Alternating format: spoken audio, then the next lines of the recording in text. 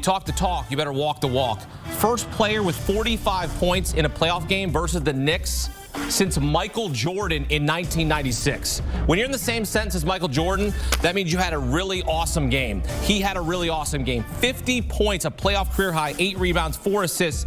He played 41 of the possible 48 minutes, 18 points in the third, and he finishes with 50, 19 of 21 from the free throw line. Make your free throws, kids. And the Philadelphia 76ers have made this a series, now down 2-1. Welcome to CBS Sports NBA analyst John Gonzalez. John, what got into Joel Embiid? He's gotten better and better throughout this series, right? I mean, they really needed him. After game 2, I think he was pretty down about them not winning that one. There was a lot of scrum, a lot of physicality, not just in the entire series, and especially tonight as well. But that's the kind of performance you needed from Joel Embiid. He needed it for himself. I mean, Akeem, he's out there basically playing with one knee and one eyeball. Imagine what he could do if he had 2 of those things. But the Sixers really needed him tonight. So the question here is, should he even been able to play the rest of the game after the first quarter? Called for a flagrant 1. He's pulling at Mitchell Robinson. What did you see? What did you react to that in that moment? Yeah, I mean, I think he deserved a flagrant. I don't think it rose to the level of a flagrant 2. I know a lot of Knicks fans wanted him tossed for that, but I do find it kind of ironic and rich. I tweeted out that as the Kettle, on behalf of the Kettle, we welcome the pot to the party, because this entire series has been extremely physical. The refs have let a lot of things go. I'm personally glad that they let that one go as well, but I didn't think that he should be tossed from that game. And if the roles had been reversed, I don't think that he should have been tossed. And by the way, Mitchell Robinson stayed in the game for a little bit and kept playing. So, yeah, it ended up aggravating him, and he had to go out of the game, but hopefully he's going to be okay. All right, so you look at this game and what Embiid did. Can he sustain this for more games in this series? I mean, you can't expect a guy to score 50 every night, but can he do enough in a series like this against the Knicks? He gets help from Tyrese Maxey and a little bit from Kelly Oubre Jr., but I mean, most of this game is Embiid. They're feeding him all night long. Can he sustain this? And I'm not talking about 50, but can he sustain something around 30 rest of the series so that they can win the series, so that they can back up his talk? Yeah, it's going to come down all to health, right? I mean, how much he can rest up in between now and Sunday when they have game 4. They're going to need every bit of it, though, Akeem, because, look, as I mentioned, he was better in game 2 than he was in game 1. He was better tonight than he was in game 2. They need him to keep giving that maximum supreme effort, because he is the best player in this series, and I think he showed that tonight. He's shown it previously as well, but he's also still dealing with a lot of injury issues, right? The knee, not entirely healthy. He's got something going on with his eye. But for everybody who has said previously that Joel Embiid needed to step up in the playoffs, this was his greatest playoff performance at a time when he's not completely healthy, against a rival that they haven't faced in the playoffs since 1989.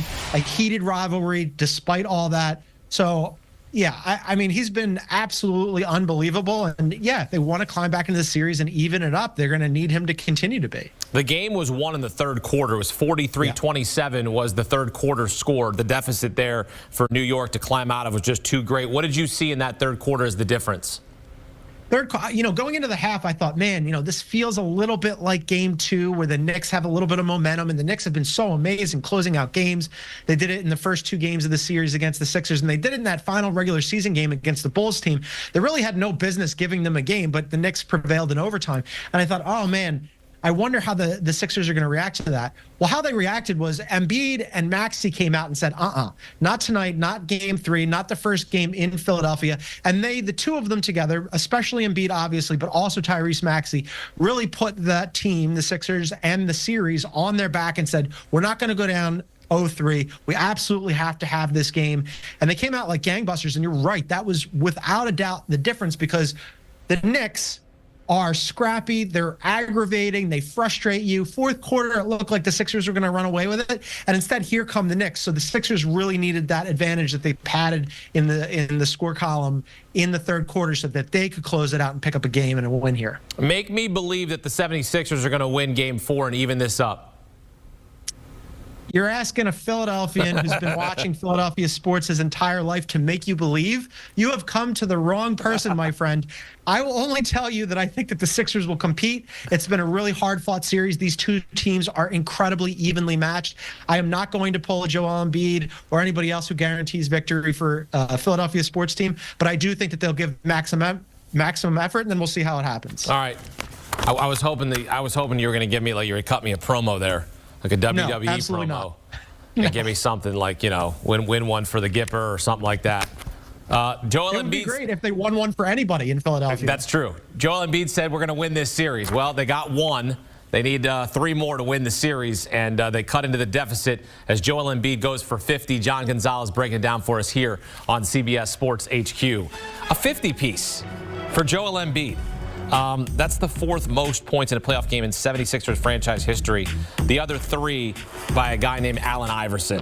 I mean, that's incredible. Joel Embiid, the same sentence as Michael Jordan, Allen Iverson, and now the sentence is well, the sentence would be it's going to be a sweep, but now it's not going to be because now the 76ers make this a series down 2-1 again. Game 4 Sunday back in Philadelphia. Steadfast despite his mounting injuries and losses, and Tim Bontemps is in Philly for Game 3. So, Tim, do you think the Sixers really believe they can turn this series around?